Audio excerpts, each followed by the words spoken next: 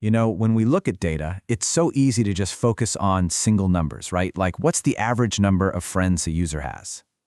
But the real story, the deeper insights, well, that comes from understanding how different pieces of data actually relate to each other. And that leads us to the big question for today. How do we actually measure if two things change together?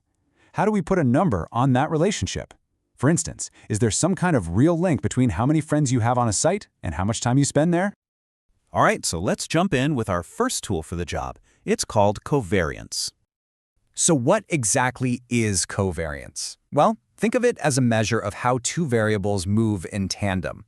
It's basically asking, when one variable is above its average, is the other one also above its average, or do they go in opposite directions? And this gives us a really simple directional story. A positive covariance means they trend together, kind of like how height and weight usually go up together. And negative covariance means they move in opposite directions, like the more miles on a car, the lower its resale value. But this is where we hit a snag, a big one. Let's say in our example we calculate a covariance of 22.43. The units for that number are literally friend minutes per day. I mean, what does that even mean? Is 22.43 a lot? A little? It's pretty much impossible to tell just from the number. So that's the core weakness here.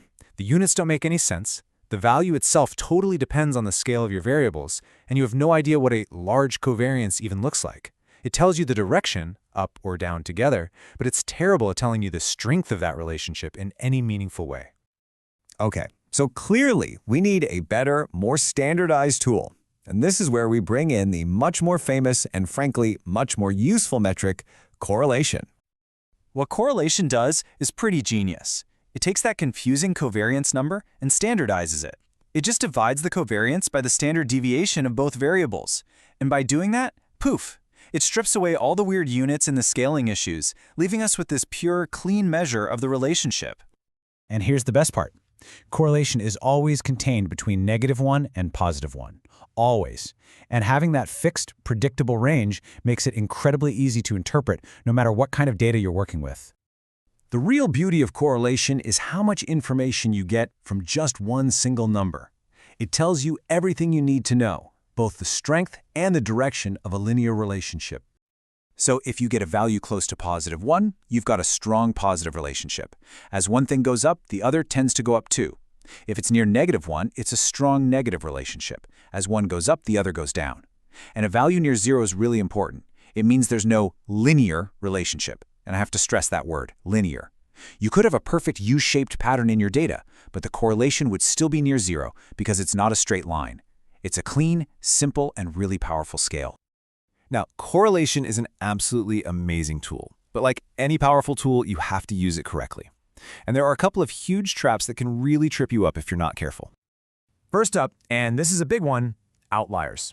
Correlation can be super sensitive to them. Just one single extreme data point can completely throw off your result and lead you to a totally wrong conclusion.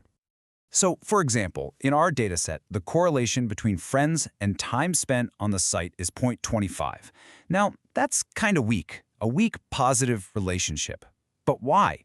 Well, it turns out we have this one massive outlier, a user who has 100 friends but only spends 1 minute on the site. So the big question is, what happens if we just remove that one single strange data point? What does that do to our number?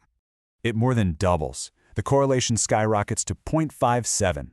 We just went from a weak relationship to a moderate one just by removing one user. That's why you always have to look out for outliers. Okay, that's one pitfall. But the next one is even trickier, and it is the absolute classic. It's the source of so many statistical mistakes, and you've probably heard it a million times. Correlation is not causation. Just because two things are related doesn't mean one causes the other. In our example, does having more friends cause you to spend more time on the site? Or does spending more time on the site cause you to make more friends? The correlation number can't tell you. It just tells you they're connected, not how or why. So let's wrap this all up. What are the key takeaways? First, covariance shows you the direction of a relationship, but it's really hard to interpret.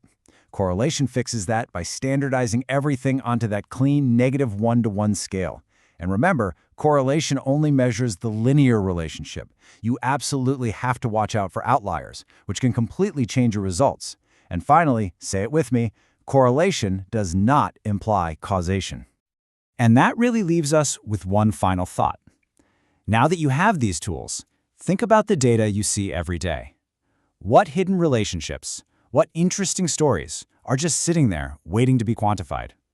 Hey, if this explainer helps you get a better handle on your data, do us a favor and hit that like button and subscribe for more deep dives like this one.